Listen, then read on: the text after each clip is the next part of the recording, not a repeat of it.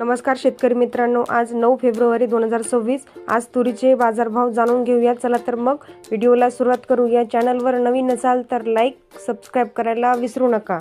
बाजार समिती आहे पैठण, आवक आहे 19 क्विंटल, कमीत कमी भाव आहे 8065 रुपये, जास्तीचा भाव आहे। बाजार समिती आहे औसा, आवक आहे 39 क्विंटल, कमीत कमी भाव आहे 7252 रुपये, जास्तीचा भाव आहे 8100 रुपये। बाजार समिती आहे वरोरा शेगाव, आवक आहे 18 क्विंटल, कमीत कमी भाव आहे 7000 रुपये, जास्तीचा भाव आहे 7550 रुपये। बाजार समिती आहे देवणी, आवक आहे 20 क्विंटल, कमीत कमी भाव आहे 8421 रुपये, जास्तीचा भाव आहे 8000 रुपये। बाजार समिती आहे